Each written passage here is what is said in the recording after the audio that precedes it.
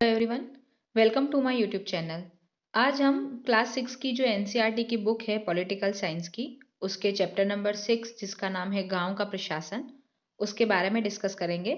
इससे पहले हमने पॉलिटिकल साइंस के 5 चैप्टर पर डिस्कस कर लिया है। उन पांचों चैप्टर की सेपरेट वीडियो मैंने अपने चैनल पर अपलोड की है, उनकी लिंक आपको डिस्क्रिप्शन बॉक्स में मिल जाएगी, आप वहां जाकर चेक कीजिएगा। और इस चैप्टर को स्टार्ट करने से पहले अगर आप वो पांचों चैप्टर अच्छे से पढ़ते हैं तो आपको ये चैप्टर ज़्यादा अच्छे से समझ आएगा। तो इस चैप्टर में हम क्या पढ़ेंगे? गांव का प्रशासन। ठीक है।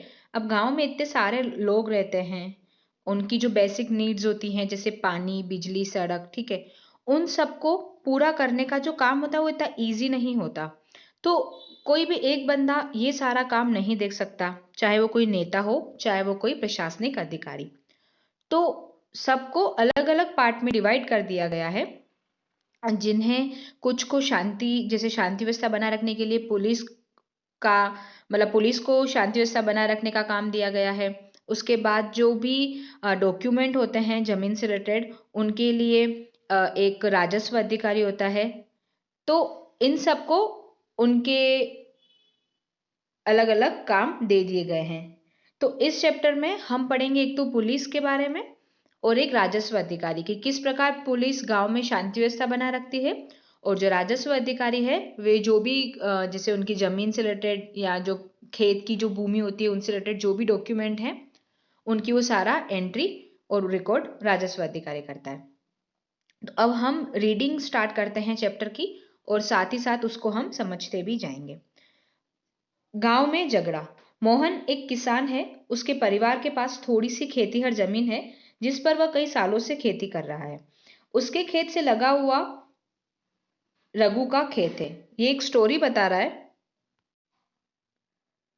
तो क्लास 6 के हिसाब से इस टॉपिक को एक स्टोरी के माध्यम से समझाया गया है।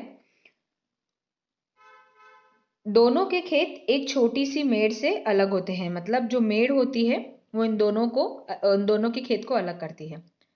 एक सुबह मोहन ने देखा कि रघु ने मेड़ को थोड़ा सा आगे बढ़ा दिया था। ऐसा करके उसने मोहन की कुछ जमीन अपने खेत में मिला दी थी और अपने खेत का आकार बढ़ा लिया। मोहन को बहुत गुस्सा आया, मगर वह थोड़ा डरा हुआ भी था। रघु के परिवार के पास बहुत जमीन थी और उसके अलावा उसके ताऊ गांव के सरपंच थे। फिर भी मोहन ने हिम्मत जुटाई और रघु के घर पहुंच गया। दोनों के बीच कहासुनी हुई। रघु ने तो मानने से ही इनकार कर लिया कि उसने मेड़ को आगे बढ़ाया था। थोड़ी ही देर में झगड़ा शुरू हो गया। तो इसमें कुछ ऐसा एक्सप्लेन करने लायक है नहीं। रघु ने अपने एक मजदूर को बुला लिया। दोनों मिलकर मोहन पर चिल्ला रहे थे। फिर उन्होंने मोहन को मारना शुरू कर दिया। हो हल्ला सुनकर पड़ोसी बाहर आ गए। उन्होंने देखा कि मोहन की पिटाई हो रही है। बीच बचाव करके उन्होंने मोहन को बचाया। मोहन को सिर पर और हाथ में बहुत चोट आई थी।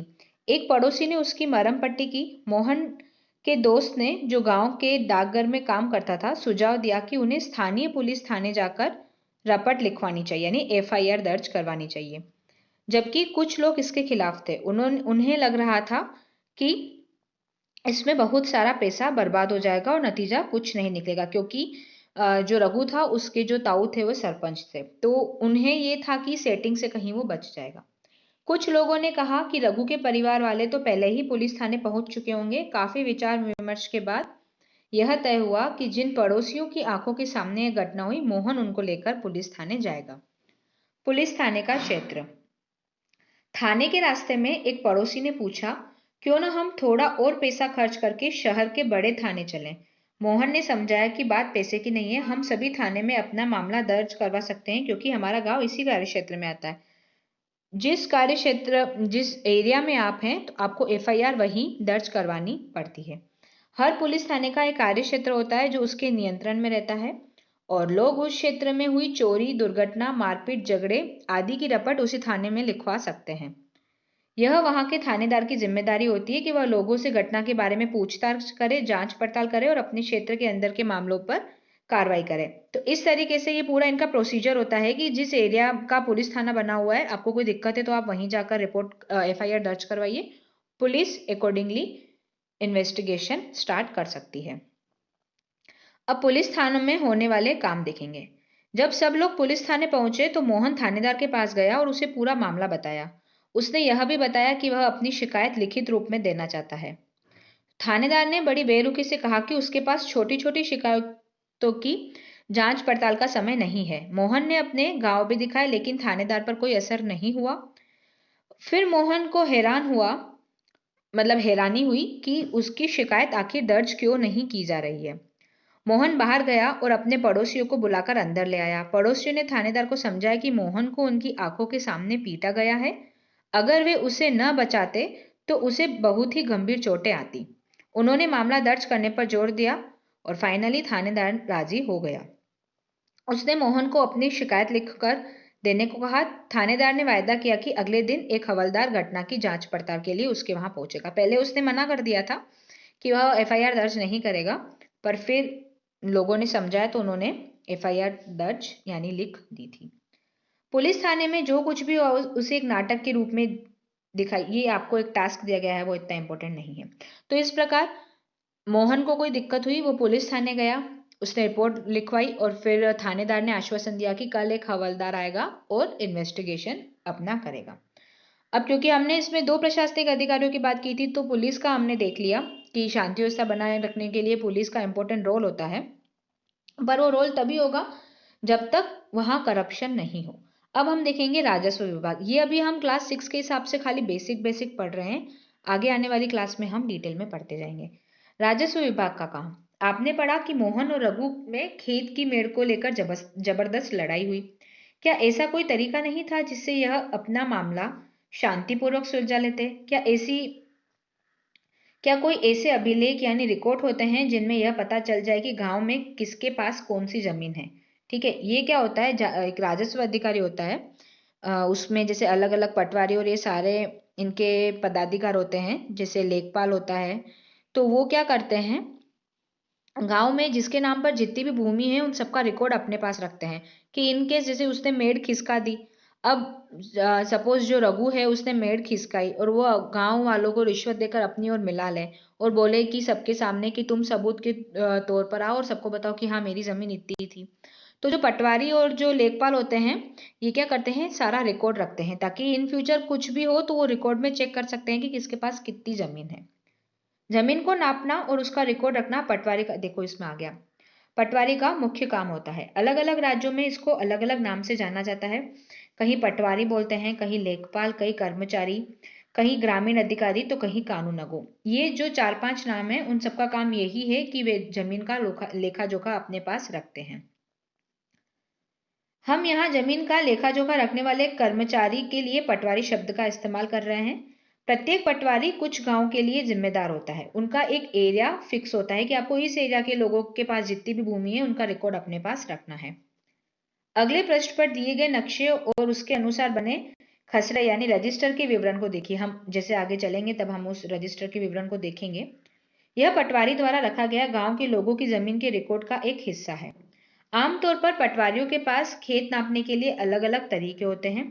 कई जगहों पर एक लंबी लोहे की जंजीर का इस्तेमाल करते हैं जिसे जरीब कहते हैं। आपको ये नोट कर देना है कि जरीब, क्योंकि एग्जाम में कभी कभी डायरेक्ट पूछा जाता है कि जरीब का मतलब क्या होता है।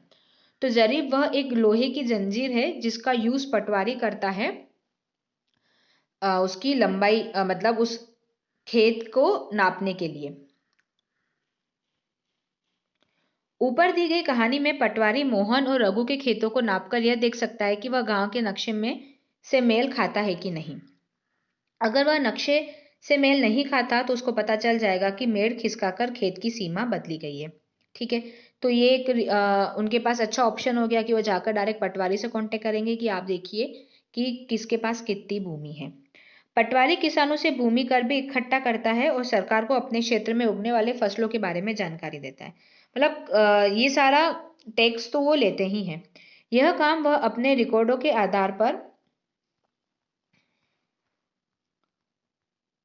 करता है, इसलिए जरूरी है कि वह उनको समय समय पर दुरुस्त करता रहे। किसान कई बार फसल बदल लेते हैं, कुछ और उगाने लगते हैं या कोई और कुआं खोद देते हैं। तो इन सब का हिसाब रखना सरकार के राजस्व विभाग का काम होता है। मतलब ऐसा नहीं है कि इसके पास जमीन है तो फिर एक बार जमीन नोट करवाने के बाद मतलब पटवारी की छुट्टी हो जाती है। ऐसा नहीं, वो उस जमीन में जो जो भी चेंजेस करते हैं वो सब पटवारी को रिकॉर्ड रखना होता है, और ये सारा काम देखता है राजस्व विभाग। इस विभाग के वरिष्ठ लोग इस काम का निरीक्षण करते हैं। भारत में सभी राज्य जिलों में बटे हुए हैं। जमीनों से जुड़े मामलों की व्यवस्था के लिए इन जिलों को और भी छोटे छोटे खंडों में बांट दिया जाता है। जिले के उपखंडों को कई नाम से जाना जाता है, जैसे तहसील, तालुका। मतलब जैसे देश है उसमें अनेक राज्य हैं, राज्य में जिले हैं, जिले में कई उपखंड है जिन्हें तहसील या तालुका कहते हैं। सबसे ऊपर जिला अधिकारी होता है और उसके नीचे तहसीलदार होते हैं। उन्हें विभिन्न मामलों को निपटाना होता है। वे पटवारी के काम का निरीक्षण करते हैं और यह सुनिश्चित करते हैं कि रिकॉर्ड सही ढंग से रखे गए हैं कि नहीं, क्योंकि बहुत बार ऐसा होता है कि पटवारी को लोग रिश्वत देके खरीद लेते हैं, तो वो अकॉर्डिंगली अपना रिकॉर्ड रखता है। तो ये सारे जो सिविल सर्वेंट होते हैं, जैसे ये तहसीलदार है और जिला अधिकारी है, ये रिकॉर्ड देखते हैं कि जो पटवारी काम कर रहा है वो सही है कि नहीं है। वे यह भी देखते हैं कि किसानों को अपने रिकॉर्ड की नकल आसानी से मिल जाए। मतलब एक जो रिकॉर्ड है वो उस किसान के पास भी रहता है जो पटवारी बनाता है। वे विद्यार्थियों को जरूरत पड़ने पर जाति प्रमाण पत्र आदि भी जारी करते हैं। तहसीलदार के दफ्तर में जमीन से जुड़े विवाद के मामले सुने जाते हैं। अब एक नया कानून है, हिंदू अधिनियम धारा 2005। ये आपको नोट करना है। इसमें क्या दिया गया है? जब हम उन किसानों के बारे में सोचते हैं जिनके पास जमीन है, तो आमतौर पर हमारे ध्यान में पुरुष होते हैं। महिलाओं की हैसियत खेतों के काम में एक मददगार वर्ग की मानी जाती है। मतलब कि जो भी जमीन होगी वो पुरुषों के नाम पे होगी, जो महिलाएं होती हैं उनको हेल्पर के रूप में माना जाता है। उनके बारे में जमीन के मालिक के रूप में कभी नहीं सोचा जाता।